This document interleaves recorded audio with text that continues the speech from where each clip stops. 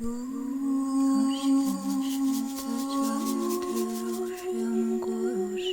le droit d'être qui je suis.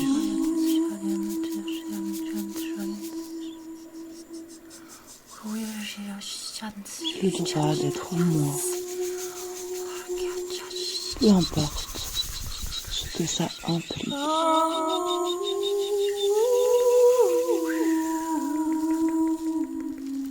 Je ne suis pas obligée de me diminuer pour ne pas avoir de l'impact dans le monde autour de moi.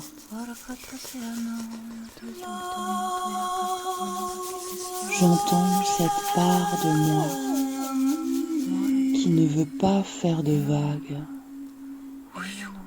qui ne veut pas déranger, qui ne veut pas semer le trouble autour de moi. J'entends cette part de moi qui absolument a envie d'être un cadeau pour son entourage, qui ne veut pas être celle ou celui qui fait souffrir les gens qu'elle aime. J'entends cette part de moi tourner vers l'autre, tourner vers les besoins de l'autre, brancher même vers l'autre.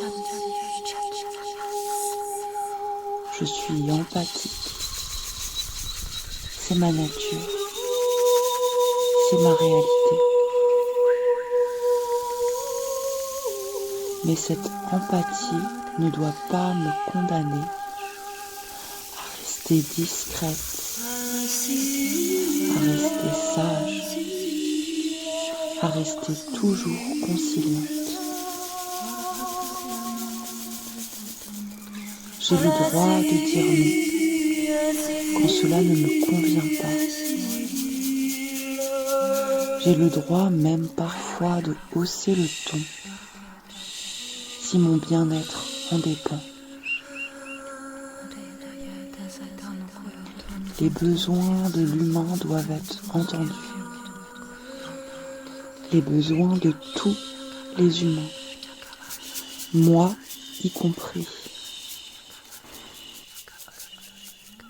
À trop me brancher sur les besoins des autres, je peux avoir tendance à oublier de contenter mes propres besoins. Je les renie pour mettre en priorité la satisfaction des besoins de mon entourage. Cela est beau, cela est noble, mais n'apporte finalement pas la responsabilité à chacun et la possibilité de devenir le vrai souverain de sa propre vie. En exprimant mes besoins, en posant mes limites, en disant ce qui est important pour moi, vital et non négociable. Je donne à l'autre, à celui que j'aime, le grand cadeau de pouvoir en faire autant. Et si chacun pose son intention et son énergie sur ce qui est de sa responsabilité, c'est-à-dire sa vie, ses besoins, nous y gagnons tous. J'ai le droit et le devoir d'être moi-même, pour le meilleur et pour le pire. Mon cœur est aimant, je le sais. C'est l'amour qui m'anime, l'envie de faire le bien, l'envie d'harmonie. Mais parfois, dans la vie, L'expression de ce besoin de bien peut être dérangeant pour l'autre. Nous n'avons pas les mêmes besoins. J'accepte d'être parfois le bourreau de l'autre en me respectant. J'accepte de ne pas convenir, de ne pas correspondre, de ne pas pouvoir aider.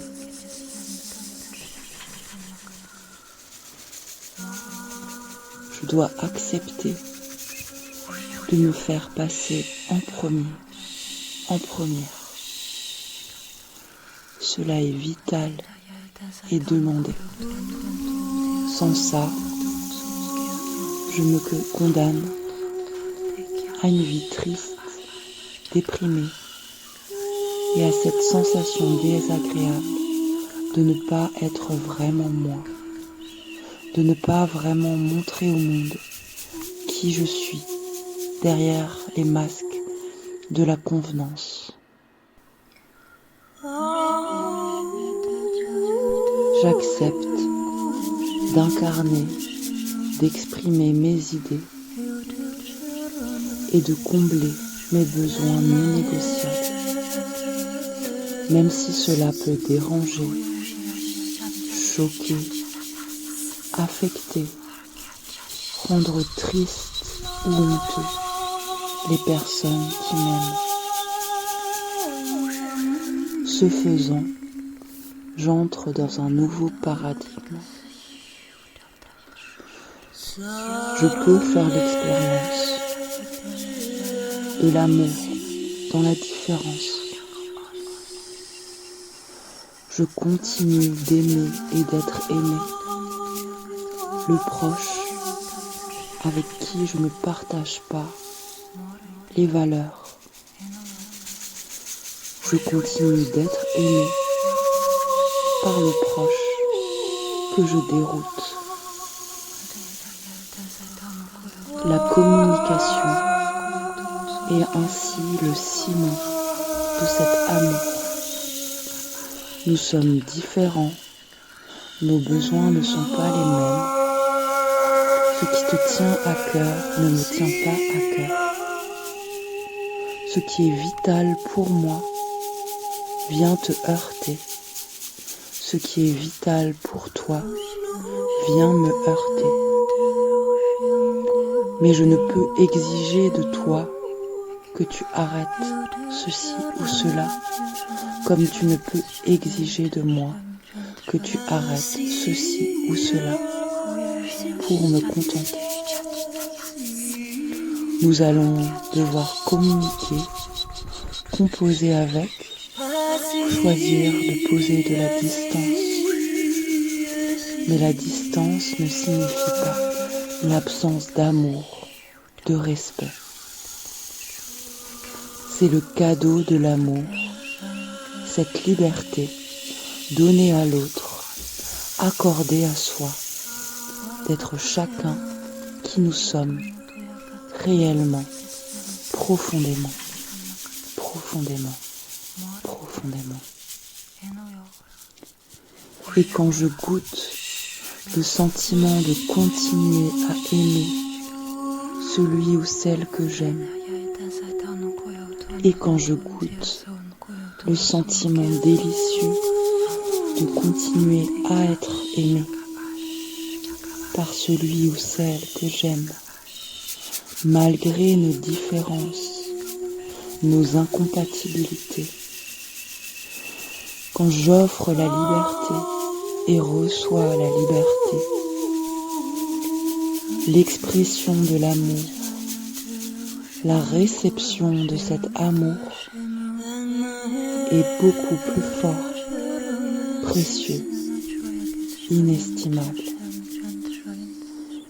Car au fond, il est facile d'être aimé par des personnes qui exigent de nous tel ou tel comportement pour pouvoir nous aimer. Il est facile d'aimer l'autre s'il se plie à nos demandes pour se rendre aimable. Et il est tentant de vouloir arrêter d'aimer l'autre s'il ne correspond plus à nos critères d'amabilité. Le vrai cadeau se trouve dans la liberté. Je m'autorise à être moi, peu importe ce que cela implique. J'autorise l'autre à être soi, peu importe ce que cela implique. Et j'ai confiance que la communication, que la responsabilité de chacun permettra de relationner en bonne intelligence ou de choisir en bonne intelligence de mettre de la distance.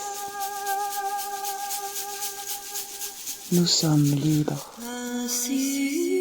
Nous sommes libres. Nous sommes libres. Et nous avons la responsabilité de nous aimer.